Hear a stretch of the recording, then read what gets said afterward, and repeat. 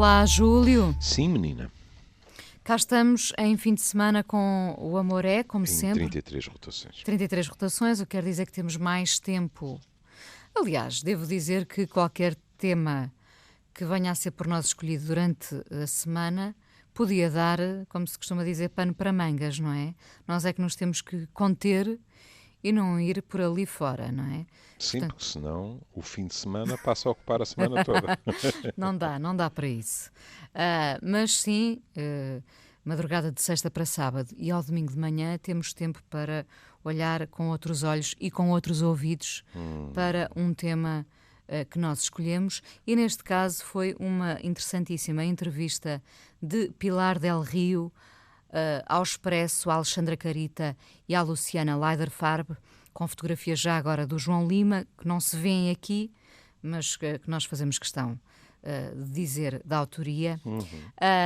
Pilar del Rio, que foi, acho que podemos dizer, o grande amor de José Saramago. Foi a mulher de José Saramago, foi uma das mulheres de José Saramago, foi um grande amor de José Saramago. E Pilar del Rio, numa entrevista longa, apresenta-se como uma mulher, para quem lê, nós como leitores, eu vou-lhe dizer a minha perspectiva, Sim. como mulher também, uma mulher forte, lúcida, no meu entender, clarividente. Alguns imagino que a possam ver como dura e amarga. Eu vejo-a como uma mulher muito lúcida, com a consciência do que viveu, e de tudo o que estará por viver, não é? Mas, sobretudo, com a noção de que viveu com José Saramago algo muito especial, não é? Isso seguramente. Aí penso que quem lê não se encontraria uma pessoa que o negasse. A entrevista é muito rica e não me surpreenderia nada se nós não conseguíssemos passear por toda. Porque logo à cabeça é dito que ela referiu que chegou a Portugal como o apêndice, entre aspas, de um homem, e que por cá não faz parte da memória de ninguém. Então aqui logo duas questões fascinantes. Como sabe, o apêndice, até em termos físicos, hoje em dia tem uma reputação pífia, não é? Porque não serve para nada, já nem sequer é uma cirurgia assim muito conceituada, não é? E, em termos gerais, é uma palavra que nos denigra um bocado, não é? Se nós somos apenas o apêndice de alguém, é quase como se dissesse que não temos existência própria, muito menos valor próprio. Nós existimos em função da outra pessoa. E, portanto, ao dizer isto, é como se Pilar estivesse quase, de uma certa forma, a negar aquele velho conceito que também dá pano para mangas, para a citar assim, de por trás de um grande homem há sempre uma grande mulher. Estamos a acabar com essa expressão, não é? Exato, felizmente. Felizmente, não é? Felizmente. Já agora, isso também dava um programa. Exato, por isso eu disse que também dá pano para mangas, não é? Pronto. Quer se queira, quer não, há uma grande mulher, mas é atrás, não é? Portanto, a expressão é discriminatória e o resto são cânticas. Pronto. Se querem dizer que todo o grande homem tem uma grande mulher lá em casa, então digam que está ao lado. Mas atrás, não. Mas ela diz, eu cheguei aqui quase como uma Maria Ninguém. Pronto. Era o apêndice do José Saramago. E depois diz... O que, Sim, repara, nós reagimos tão mal ao desconhecido, não é? Normalmente até nasce daí o preconceito. Nós olharmos para o desconhecido de lado, não é? E nós olhamos para esta mulher que ainda por cima não era portuguesa, não é? É natural que ela tenha sido um território desconhecido e estranho quando cá chegou, não é? Ainda por cima espanhola, não é? E já é um otimismo, só falta dizermos que Espanha nem bom vento nem bom casamento. Portanto, pronto. Mas, e até podemos dizer que é um otimismo quando se fala de desconhecido. Porque eu não tenho a menor dúvida que ainda por cima, com a diferença de idades, tenha havido muito boa gente, em Portugal e em Espanha e fora da Península Ibérica, que tenha achado, aqui está um oportunista, que resolveu atracar-se a José Saramago e retirar daí benefícios para a sua carreira, para a sua imagem pública, seja para o que for. Tem Portanto, alguma dúvida? vamos lembrar, Também aconteceu disso? uma mulher muito mais nova, bonita, uma mulher interessante, misteriosa, ela tem uma aura qualquer especial, eu acho, estrangeira, ainda por cima espanhola, como não olhar para ela da forma como olhámos inicialmente, não é? E se calhar como alguns continuam a olhar. Percebe o que eu estou a dizer, não é? Percebo, estava só a pensar que, felizmente, atendendo à profissão que tenho, não é? E porque passo a vida a ver casais, e porque os tempos mudaram muito, eu acho que desse pecado pouco original, desse pecado pouco original, eu me livrei. Eu tive muita curiosidade, foi em perceber que tipo de mulher era.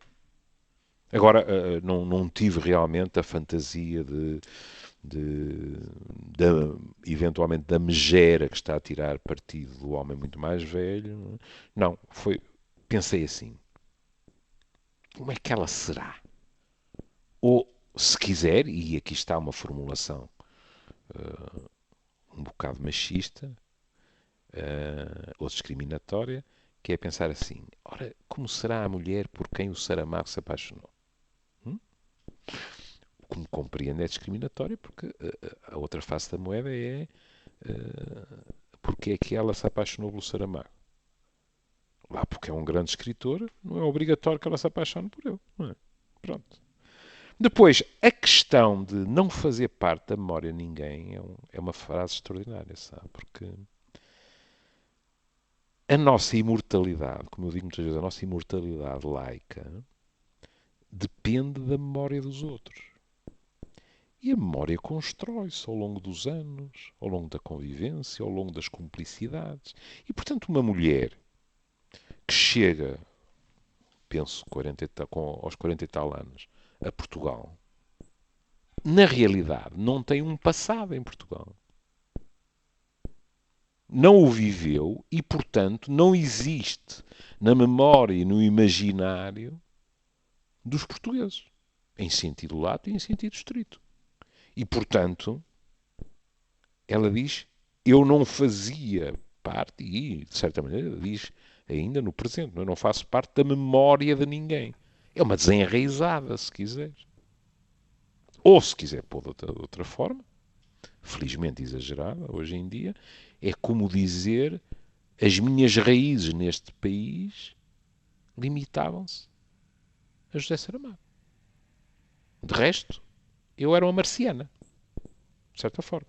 O que tem lógica, apesar de tudo, lógica, não é? Agora, se calhar se começarmos por analisar esta entrevista, ficando-nos só pelo título, eu diria que o título é injusto. Ou seja, o título vai permitir a quem a olhava de lado desde esse tempo, não é? Quando ela chegou e foi vista como marciana, o título vai dar razão a esses, não é? José foi uma maldição. Pois aí a minha deformação profissional também entra, não é? Porque eu estou há 40 anos a ouvir pessoas falarem de amor e não é nada raro que digam que alguém que muito amam ou amaram, de certa forma, foi uma maldição. Explique-nos isso, por favor. Foi uma maldição de que as pessoas nunca desistiriam. Uma maldição que as pessoas repetiriam quando estão a falar no passado, repetiriam já amanhã. Mas uma maldição no sentido que, de certa forma, dominou a nossa vida. E, portanto, determinou de uma forma quase absoluta os caminhos que nós percorremos. Lembre-se, lembre-se da Nina Simone. I put a spell on you. Não é? Fala da Nina Simone, alguém que viveu de facto amaldiçoado, não é? Exatamente. Não é? E, portanto, não é? Quando vamos pela entrevista abaixo, em primeiro lugar, eu descobri que ela tem a minha idade, tem 67 anos. Isso não tem interesse nenhum, mas tem interesse a maneira como ela fala disso. Já agora pergunto-lhe, Júlio, se não encontra também essa idade de 67 em nenhuma parte do seu corpo. Quem me dera poder dizer o que ela diz. Eu encontro. Encontra? Eu encontro, pronto, nos meus pequenos achaques, nisto e naquilo, nas minhas cataratas, nas minhas articulações, etc. Agora, devo confessar que na minha... os nossos ouvintes vão dizer isto é, mas é inconsciência. Mas, por exemplo, na minha cabeça, eu não cesso de procurar os 67 anos, não é? E vejo-me atrapalhado, porque eles escondem-se atrás dos neurónios. E realmente é um bocado como o velho Harrison dizia, salvo erro aos 57, não é? Passaram 40 anos e eu não consigo acreditar. E isto eu acho que até é bom. Que nós tenhamos a noção de que, claro que envelhecemos, mas que isso não significa que tenhamos perdido capacidades, algumas que se perdem, outras que não. Não significa que não tenhamos ganho coisas, porque ganhamos. Agora, no caso dela, não é? Ela diz que, pronto, não encontra em nenhuma parte do corpo. Magnífico. Depois, quando se vai por aqui abaixo, ela diz, sabendo que não gosta, que é a pergunta, que lhe chamem a viúva de Saramago, quem é Pilar del Rio hoje? E quem é ela hoje, Júlio? Antes de dizer quem é, ela diz quem não é. Ela não é nem a viúva de Saramago, como não foi a mulher de Saramago. E acho que isto está posto de uma forma magnífica. Que é explicitando que, embora diga ele foi uma maldição, entre aspas, ou, se quiser, uma abençoada maldição na minha vida, nós não pertencemos um ao outro. Cada um de nós se construiu. É mais uma vez a questão, se quiser, do ombro a ombro. E de afastar essa ideia de posse, não é? Exato. De é uma partícula muito complicada. Sim, verdade. E por isso ela vai por aí fora. E quando nas palavras dela aparece a questão da imagem ao espelho, porquê é que ela diz isso? Ela diz porque continua a trabalhar, expressão dela, não estou reformada de nada, faço a minha vida como quando tinha 20 ou 30 anos, vou trabalhar e acrescento. Não quer dizer que não tenha problemas. Tenho-os de saúde. Ou seja, ela até pode olhar para o espelho e ver os 67, quiçá até 75, em termos de um achaque qualquer. O que ela não permite é que essa imagem de eventuais, não sei quais são, de eventuais problemas de saúde, que essa imagem se apodere dela. E, portanto, ela continua a trabalhar e esses 67 anos, se me permite dizê-lo assim, esses 67 anos ficam no espelho. Ela recusa-se a recebê-los de volta. Ficamos muito melhor com a vida e preparados para a vida depois de vivermos um amor assim. Não lhe parece? Se quiser. Agora, seria injusto decretarmos que Pilar del Rio só envelheceria desta maneira porque tropeçou no amor por Saramago.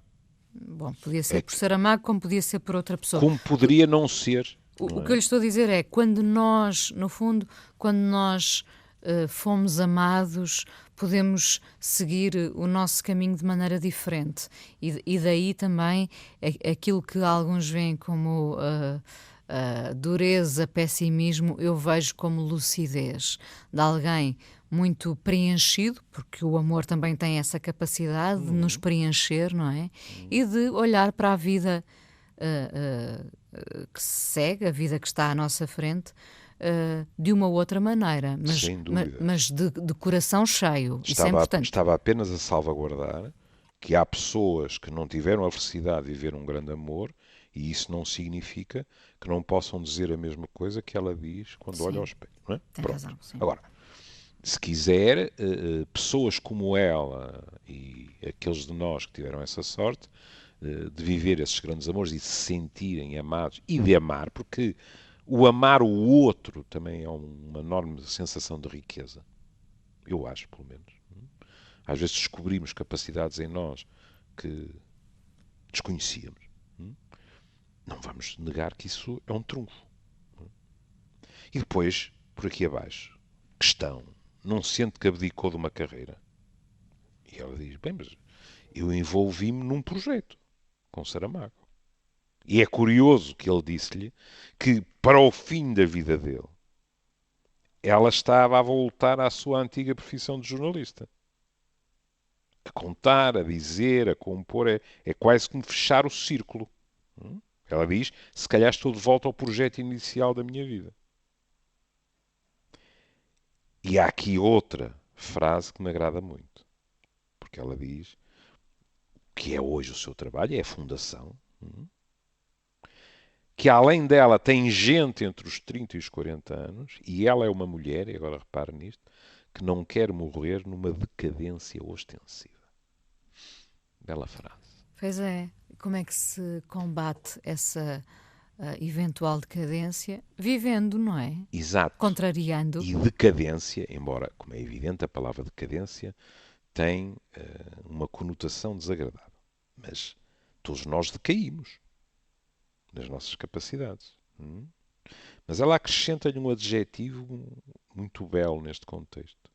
Quer dizer, ela não quer decair de uma forma ostensiva. Ou seja, todos nós nos vamos apagando, como as velas.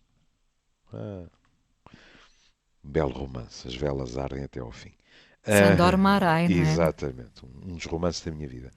Ela não quer que isso lhe aconteça de um modo ostensivo. Ou seja, aqui temos uma mulher que tenciona a pouco e pouco ir-se apagando num registro de descrição, eu diria, com uma palavra que, como sabe, aprecio muito, de recato. Mais a mais com a segurança de saber que há gente na Fundação que está apta a manter o projeto em movimento. A seguir com o legado, não é? Exato. Depois vem uma coisa que para mim, se calhar, é a mais apetitosa de toda a entrevista por deformação profissional. Porque quando lhe perguntam porque é que se tornou jornalista, ela diz, porque gostava de contar coisas. Mas depois acrescenta algo de fascinante, que diz, coisas que antes gostava de ouvir. Acima de tudo, sou uma ouvidora. Pronto, eu cheguei aqui e parei logo, não é? Pois, a minha profissão, antes de tudo o resto, é ouvir. O que ela está a dizer é, eu gosto de ouvir, sempre gostei de ouvir as pessoas. E depois tornei-me jornalista para lhes contar as histórias. Pronto. Eu compreendo-a perfeitamente, porque eu só posso tentar ajudar as pessoas se as ouvir. É engraçado, porque eu agora, quando li este Ouvidora, estava a pensar, o Júlio está aqui na rádio, enfim, o Júlio fala mais, obviamente, do que ouve, está aqui para ser ouvido, mas, na verdade, no seu consultório, a sua profissão é ser ouvidor Exato. também, não é? Exatamente. É muito Exatamente. importante ouvir, É claro. impossível. É impossível, na minha opinião, ou então estamos perante um verdadeiro imperialismo terapêutico. Não é? É impossível ajudar alguém, e nomeadamente para um psicoterapeuta, em que estamos a falar do poder do diálogo, é impossível ajudar alguém se não o escutamos e transformamos o diálogo num pseudo-diálogo, porque na realidade é um monólogo do técnico para a outra pessoa. Ora, nós podemos ser especialistas. E não é só na psiquiatria ou na psicologia. É verdade. Mas uma coisa lhe garanto. A grande especialista do seu mal-estar é aquela pessoa.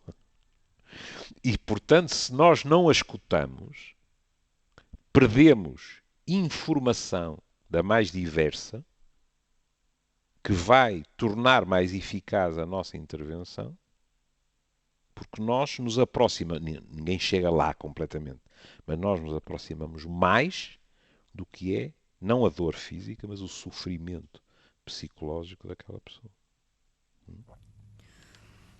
Seguindo para a próxima pergunta, Seguindo, já agora, não é? ela fala da sua infância, não é?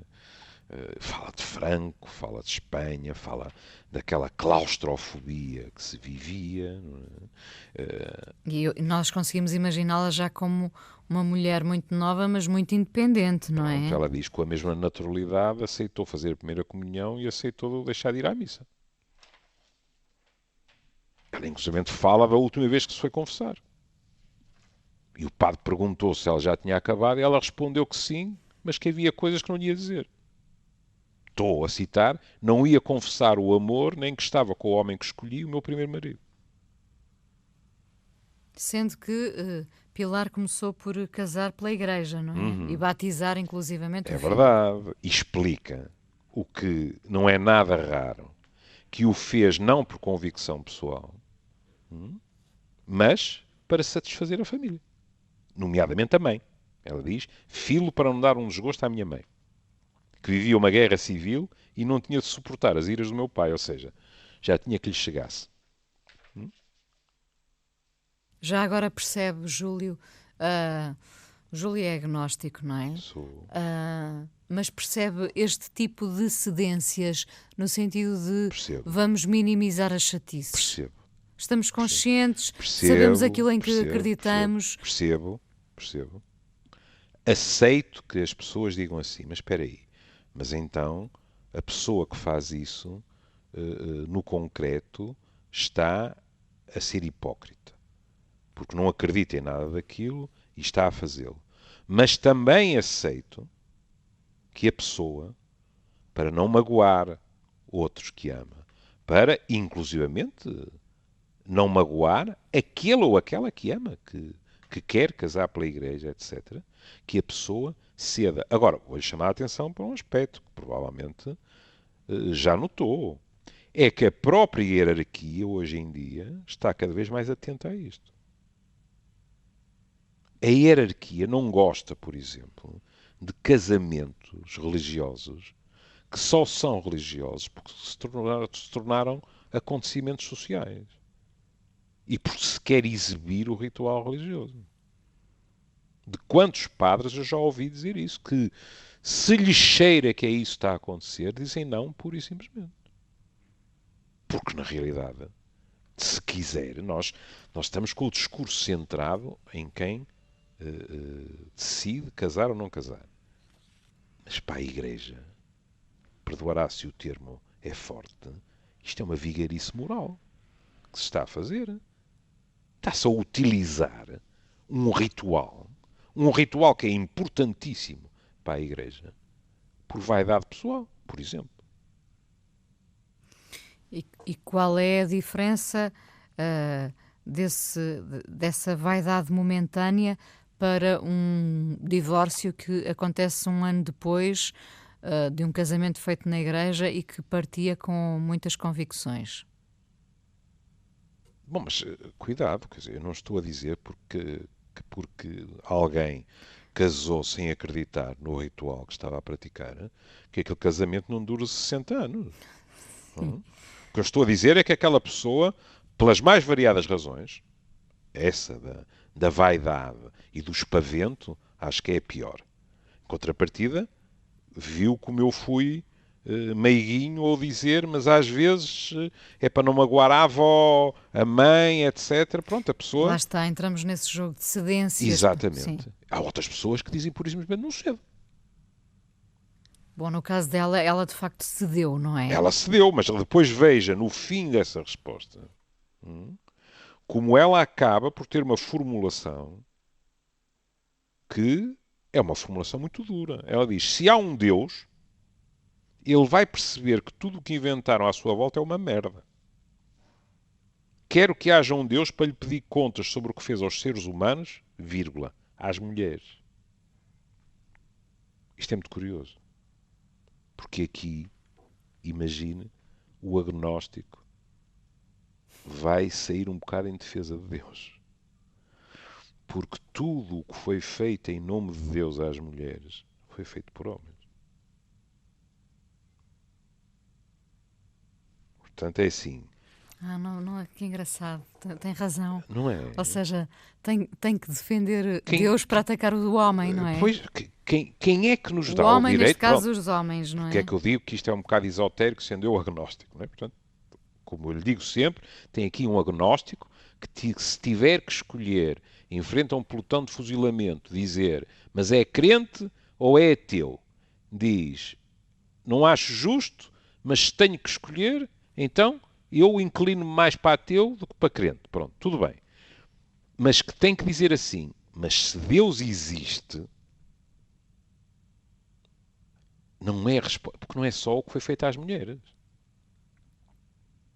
A um nível mais lato, nós também teríamos que questionar Deus sobre toda a selvageria das cruzadas, da Inquisição e tal, mas e quem nos garante que quando nas cruzadas se matava à torta e a direito aos gritos Deus o quer, que Deus não estava arrepiado lá em cima a dizer, mas estão a utilizar o meu nome. Quem é que lhes pediu para fazer isto? A No fundo, Igreja é uma organização humana. desde o início do E mundo que temos que masculina. pedir contas a Deus, não É é? evidente, não é? Pronto. E nomeadamente, quando ela diz, e às mulheres, na realidade, e como é evidente, Pilar del Rio também está de acordo, não é? Quer dizer, isto é o questionar da divindade, não é? Mas ela sabe perfeitamente que o que aconteceu é que depois há uma instituição que se arroga ao direito de falar em... Não é só a Igreja Católica, é qualquer tipo de organização religiosa que se arroga ao direito de falar em nome da divindade. E, portanto, pode fazer tudo o que lhe der na gana. Depois ela fala longamente da família, dos tempos de Franco, etc. E depois de se ir embora quando o pai lhe bateu a última vez, tinha ela já 23 23 anos. anos. Não é? E bateu-lhe porque ela estava a defender uma irmã adolescente que tinha chegado a casa 10 minutos atrasada. Porque ela é a mais velha de 15 irmãos. 15. 15. E repare que as suas colegas jornalistas dizem: percebe-se que a relação com o seu pai era complicada. Veja mais uma vez a franqueza rude da resposta. Não era complicada porque nem sequer tive uma relação com o meu pai. Não se tem relações com os pais. Os pais existem para mandar em nós. Agora, está a ver. Isto também é geracional, não é? Está a ver, não é? Se eu agora estivesse, eu não tenho o prazer de conhecer Pilar del Rio, mas se eu estivesse à conversa com Pilar del Rio, ela puxava-me as orelhas. Porque ela dizia-me isto e eu não resistia e dizia: Pilar, não diga que não existia relação nenhuma, porque quem fala assim dos pais é evidente que tem ainda na sua cabeça uma relação complicadíssima por resolver.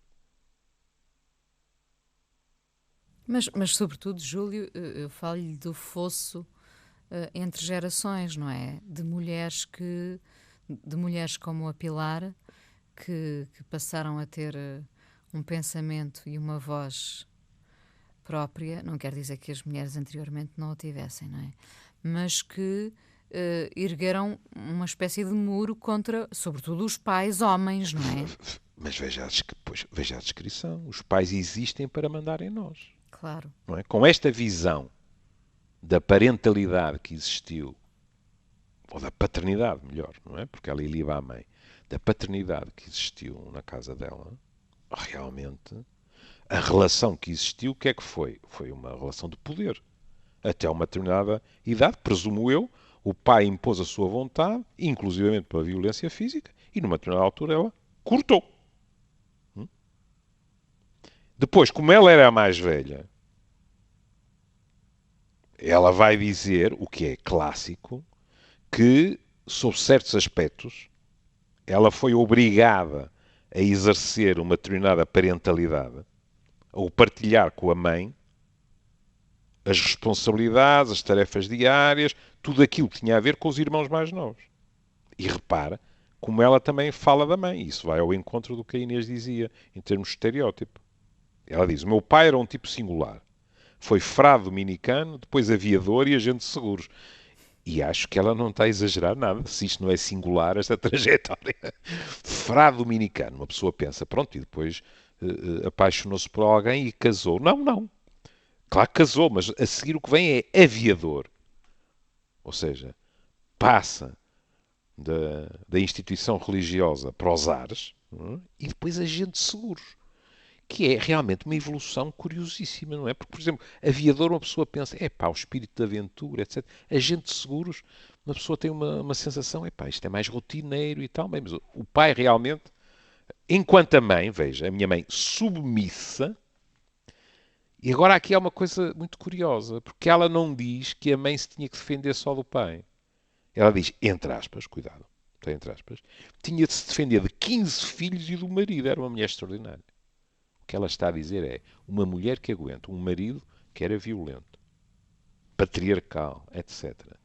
E que consegue bater-se por 15 filhos, tem que ser extraordinária. E aqui entre nós tem 15 filhos, Inês. Não conseguimos imaginar. Pois não, pelo que vemos sem ajuda nenhuma do marido. De certa forma, agora Diga. estava aqui a pensar, de certa forma, esta mulher delegou também na sua filha mais velha o poder, mesmo que isto não tenha sido consciente, o poder de afrontar o pai. Não lhe parece? Estamos perante uma filha mais velha que já deveria ter determinado uma identidade muito vincada, um determinado feitio. De certa forma, a filha podia ser o que a mãe não era. Isso agora dava 3 programas longos.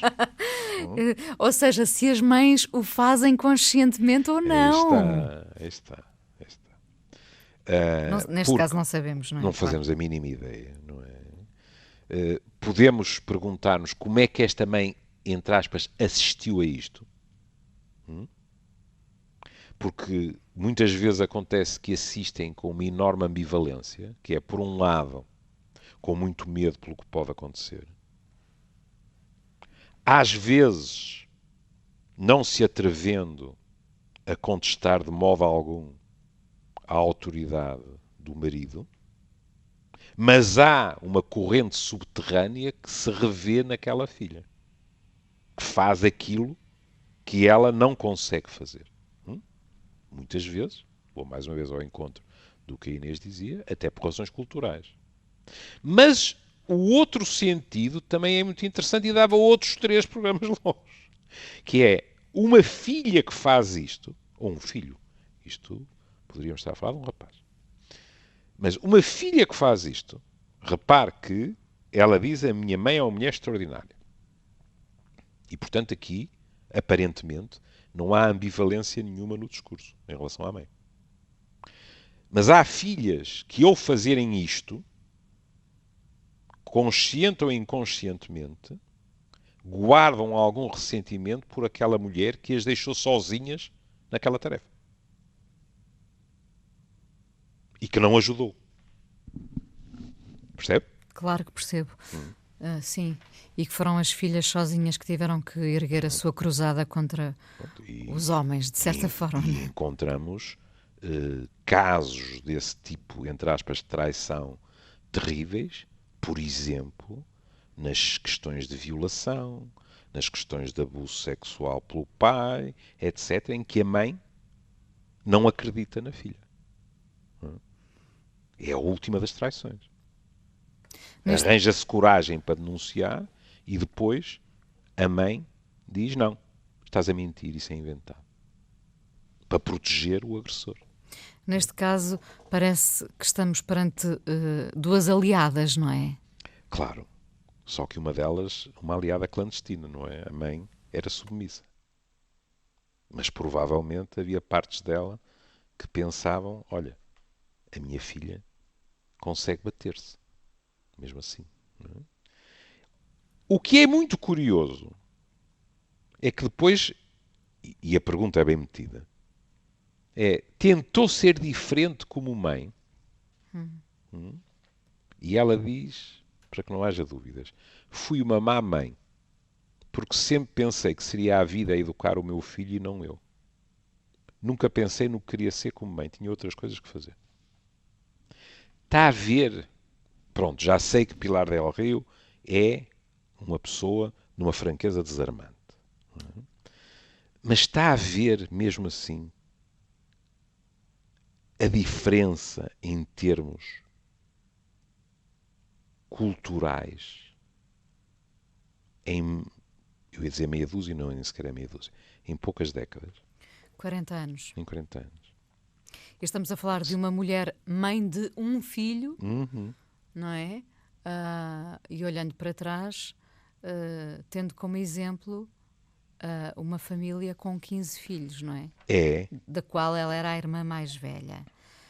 Até que ponto, quando alguém diz fui uma má mãe, isto também não é uma provocação? Não sabemos. Pois. Por exemplo, não temos nenhuma entrevista do filho.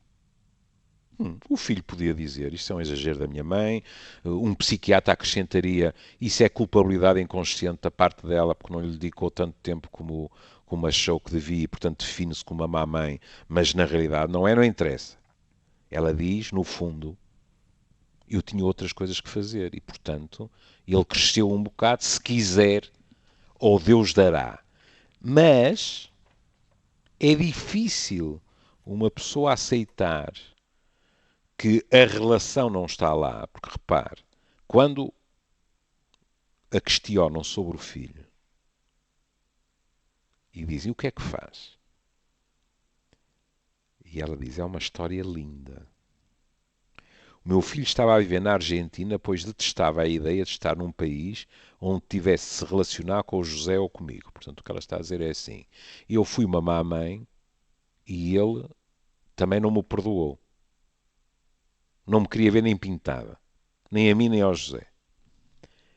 Mas depois, repare nisto, mas quando o José adoeceu a sério, perguntou-me se eu queria que me viesse ajudar. E veio da Argentina para Lanzarote com um amigo e fez com que a minha casa nunca fosse uma enfermaria.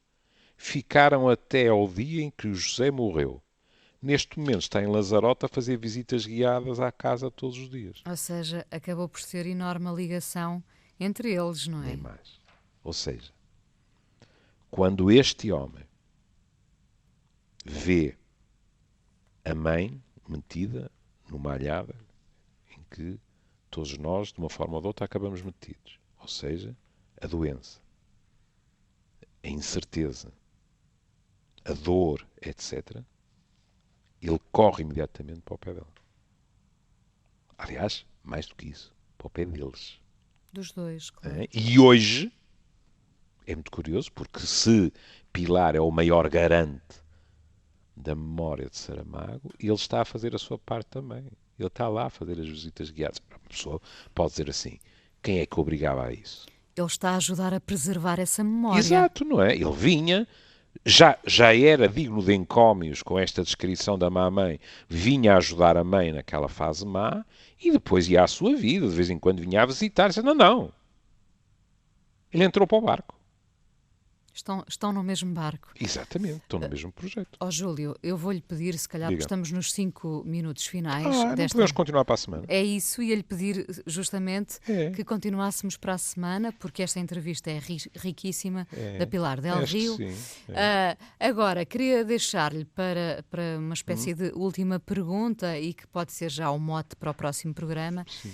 Quando o Júlio diz que ela é de uma franqueza desconcertante, acho que podemos aplicar o adjetivo, não é? Sim. Como é que nós portugueses, porque a A nossa amostra é esta, não é outra, não é? Sim. Como é que nós, enquanto povo, e no dia-a-dia, lidamos com essa franqueza? Para lhe falar com franqueza. Não acho que nós, como povo, lidemos muito bem com este tipo de franqueza. Nós somos muito um povo, pronto, muitas pessoas ficarão, não digo zangadas, com exagero, mas um bocadinho amoadas comigo, mas elas estão habituadas a que eu diga o que penso. Eu acho que nós somos muito de navegar em meias tintas. E somos muito de procurar, na minha opinião, demasiados consensos. E de não carregar nas palavras, etc. E, portanto, é muito habitual que nós fiquemos um bocadinho, quase diria, assustados quando há crueza nas palavras dos outros.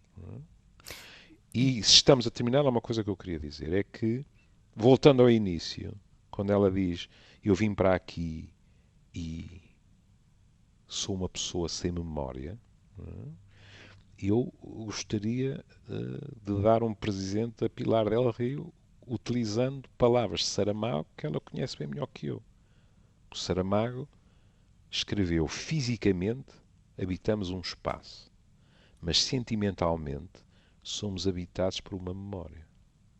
Pilar del Rio é habitada por uma memória que acho quase todos nós, que diabo, vamos utilizar a mesma palavra, lhe invejamos. Ela tem a memória de Saramago com ela. Tanta memória. Então, até para a semana. Vamos continuar então a falar desta entrevista. A entrevista é longa, pois. De Pilar del Rio para a semana. E hoje, nesta vai ser uma continuação, não é? Mas hoje foi uma escolha, acabou por ser uma escolha sua. A música que vamos ouvir. Mas então deixa-me só explicar porquê. É porque às tantas, quando se fala da vida sentimental, ela diz, mas depois de Saramago teria de ser alguém à altura de Saramago, e isso eu não encontrei. E eu lembro... ainda não encontrou. Vamos pronto, por favor, estou só a dizer agora, não é? E eu lembrei-me do Nothing Compares to You, que é do Prince e que é cantado neste caso pela Sinéad O'Connor. Júlio, até para a semana, cá estaremos com a Pilar del Rio. Exatamente. Beijinho. Obrigada. It's been 7 hours and 50 days since you took your love away.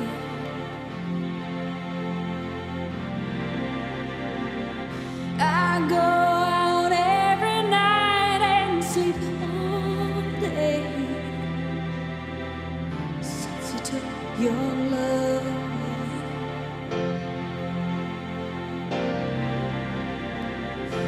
Since you've been gone, I can do whatever I want.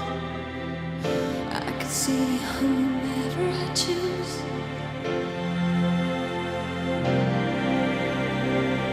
I can eat my dinner in a fancy restaurant, but nothing, I said nothing can take away this blues, 'cause nothing compares to you.